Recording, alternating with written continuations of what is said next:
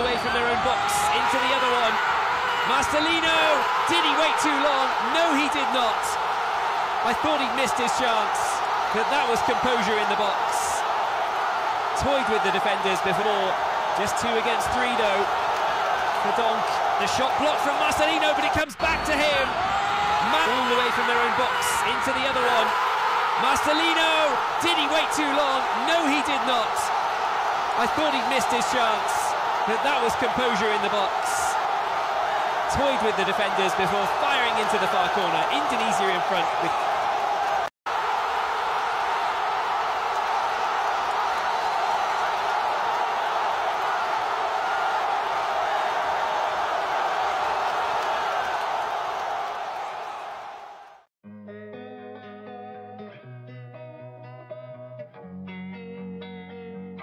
Keajaiban yang sudah lama kita nantikan akhirnya terjadi di GBK tadi malam, di mana motivasi yang selalu diberikan oleh sang ahli akhirnya terwujud oleh seluruh pemain dan pelatih timnas kita dalam pertandingan melawan Arab Saudi. Para pemain benar-benar bermain bak pasukan perang, tidak ada tanda-tanda akan lelah, bahkan bisa dikatakan ini adalah pertarungan hidup dan mati dan para preman Arab Saudi yang sudah lama kita kenal begitu tengil, Ali Al-Bulaihi, sampai tidak bisa berkutik di lapangan, beberapa kali juga terkena sorakan.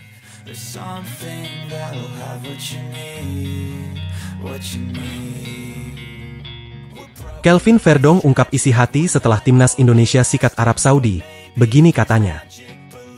Selain itu preman Indonesia Justin Hubner kembali masuk, dia bermain sangat barbar tadi malam, sehingga kembali mengantongi kartu merah.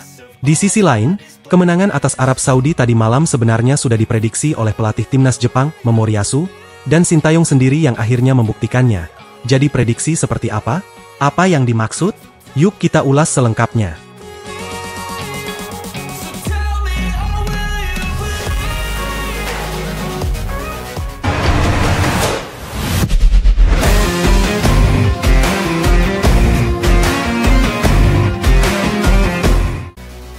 Jangan pernah menyerah selagi kesempatan masih ada dan itu benar-benar dibuktikan langsung oleh pasukan Garuda saat menghadapi Arab Saudi tadi malam meski menghadapi 2 laga yang cukup alot.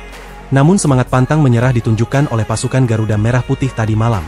Apalagi setelah mendapat ancaman nyata dari Ketua PSSI, Erick Thohir, semangat para pemain pun membara, mereka tampil habis-habisan bak pasukan perang. Bermain dengan penuh fighting spirit dan tentunya sangat disiplin, baik saat bertahan maupun menyerang. Semuanya benar-benar sangat bagus dan menurut kami itu sangat wajar. Kalau timnas Indonesia bisa meraih kemenangan perdana di babak 3 tadi malam dari keputusan tepat pelatih yang memainkan Marcelino Ferdinand sejak menit awal pertandingan, itu patut diapresiasi karena mantan pemain Persebaya itu benar-benar menjadi pahlawan timnas Indonesia dengan 2 gol ciamiknya. Dia juga berhasil mengembalikan kepercayaan dirinya yang sempat hilang dari dirinya itu tak lepas dari kepercayaan dirinya. Sementara itu, para pemain bertahan timnas Indonesia juga patut mendapatkan apresiasi setinggi-tingginya, dikomandau oleh sosok yang sudah berpengalaman di salah satu liga terbaik di dunia. Ya, semua pemain berhasil menunjukkan kemampuan terbaiknya di Indonesia.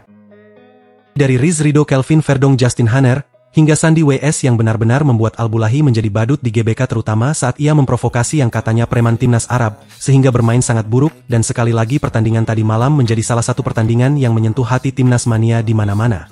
Itu karena semua pemain bermain dengan hati dan tentunya berani fight dan berani memprovokasi lawan. Jadi main di kandang sendiri harus hati-hati jangan sampai lawan memprovokasi kita. Fight saja dan tentunya dengan permainan solid tadi malam benar-benar membuat pelatih Arab Saudi Hernard cukup frustasi. Congratulations to the Indonesian team. We deserve to win this game this evening. Believe you could have it, and I know of sadness, the anxious and panic, the infinite vastness of all that is blackness. Timnas Indonesia resmi jadi raja sepak bola ASEAN. Kita mampu mengalahkan Arab Saudi pada laga kualifikasi Piala Dunia 2026 zona Asia, karena tim besutan Sintayong itu mampu melampaui capaian wakil Asia Tenggara lainnya pada babak kualifikasi ketiga. Jika menilik Piala Dunia sebelumnya, Thailand hanya mampu meraih 2 poin dari total 10 pertandingan di babak ini pada edisi 2018. Begitu pula dengan wakil ASEAN lainnya, yakni Vietnam. The Golden Starks diketahui hanya mengantongi 4 poin dari 10 pertandingan di babak ini pada 2022. Sedangkan timnas Indonesia berhasil melampaui perolehan poin yang diraih Thailand dan Vietnam, yakni dengan total 6 poin hanya dalam satu pertandingan di babak ketiga kualifikasi Piala Dunia. Selain menjadi Raja ASEAN, kemenangan ini juga membuat tim yang juga dibela Martin Paes dan kawan-kawan itu mengukir sejarah, yakni meraih kemenangan perdana dari total 13 pertandingan saat menghadapi Arab Saudi, yang mana skuad Garuda sebelumnya hanya mampu meraih 2 kali seri dan 11 kali kalah.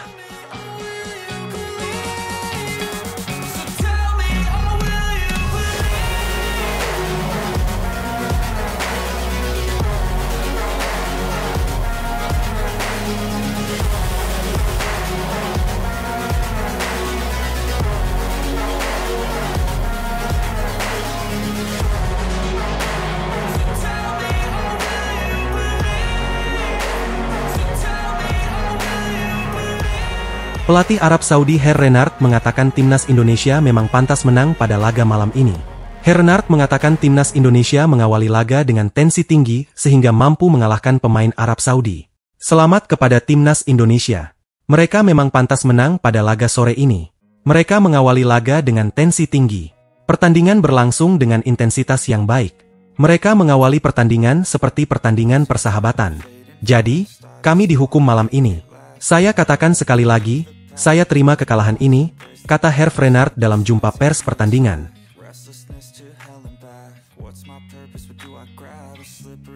Congratulations to the Indonesian team. We deserve to win this game this evening. We start the game with a body intensity. We start again like a friendly game. So we were punished easily.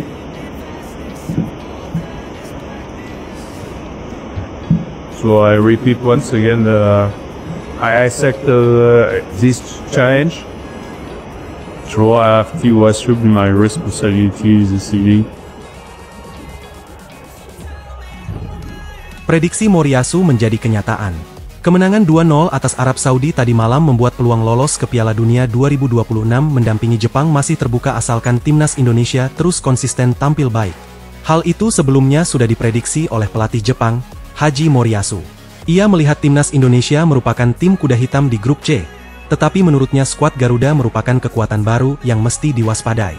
Padahal, hal itu bukan hal yang mustahil. Timnas Indonesia akan langsung lolos ke Piala Dunia 2026 bersama Jepang.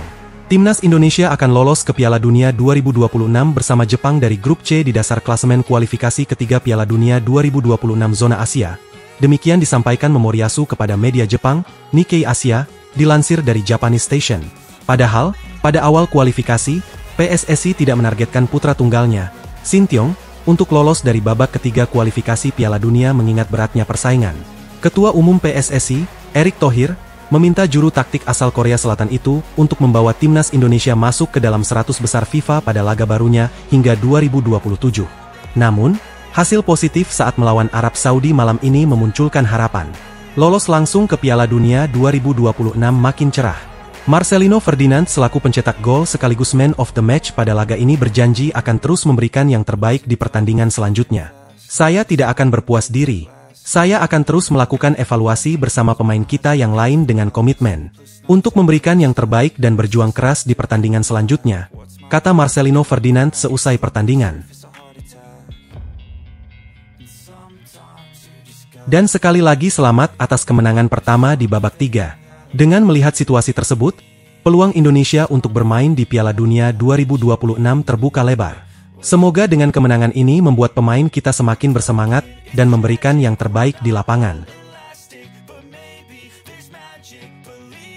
Kelvin Verdong tampil gemilang dalam kemenangan bersejarah timnas Indonesia atas Arab Saudi dengan skor 2-0 pada laga kualifikasi Piala Dunia 2026 zona Asia Grup C di Stadion Utama Gelora Bung Karno, Selasa, 19 November 2024, malam.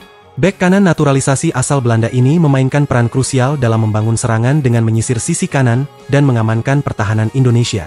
Verdong berkontribusi langsung dalam terciptanya gol kedua Marcelino Ferdinand melalui umpan matangnya di menit ke-57. Kemampuan Verdong membaca permainan dan antisipasi yang tepat berhasil meredam serangan-serangan berbahaya dari sayap Arab Saudi. Ia juga menunjukkan kematangan dalam mengatur tempo permainan saat Indonesia harus bermain dengan 10 pemain setelah Justin Hubner di kartu merah. Ia rela berlari pincang saat turun bertahan pada menit akhir. Di tengah dominasi penguasaan bola Arab Saudi yang mencapai 77%, Verdonk tetap tenang mengorganisir lini pertahanan timnas Indonesia. Ia berhasil melakukan beberapa intercept krusial dan clearance yang menggagalkan peluang tim tamu. Performa apik Verdonk tidak lepas dari chemistry yang terbangun dengan rekan-rekan setimnya. Komunikasi yang baik antar pemain menjadi kunci kokohnya pertahanan Indonesia sepanjang 90 menit pertandingan. Kami bekerja keras menciptakan banyak peluang, soal chemistry juga kami berbicara satu sama lain dengan baik, sehingga kami dapat bahu-membahu saling menolong, dan kami juga berbicara dengan pelatih. Ada di mana kami bersenang-senang, tetapi ketika kami serius, ungkap Kelvin Verdonk. Atmosfer Stadion Gelora Bung Karno yang luar biasa turut mendukung penampilan maksimal Verdonk. Dukungan puluhan ribu supporter memberikan tambahan energi bagi para pemain untuk tampil all out. Atmosfer stadion juga luar biasa memompa semangat kami, katanya. Kemenangan ini mengangkat Indonesia ke posisi ketiga klasemen Grup C dengan mengoleksi 6 poin dari 6 pertandingan. Peluang timnas Indonesia untuk lolos ke babak selanjutnya masih terbuka lebar. Verdonk membuktikan dirinya sebagai salah satu rekrutan terbaik timnas Indonesia. Pengalamannya bermain di liga-liga Eropa memberikan dampak positif bagi soliditas pertahanan skuad Garuda. Konsistensi permainan Verdonk menjadi modal penting bagi Indonesia dalam menghadapi laga-laga krusial berikutnya. Kemampuannya membangun serangan dari lini belakang memberikan dimensi baru dalam strategi permainan tim asuhan Shin Tae-yong. Keberhasilan Verdonk beradaptasi dengan cepat dalam skema permainan timnas Indonesia membuktikan bahwa program naturalisasi yang dijalankan PSSI mulai membuahkan hasil positif. Amazing. This was a really important match for us. We have to win this and we start really good with good energy.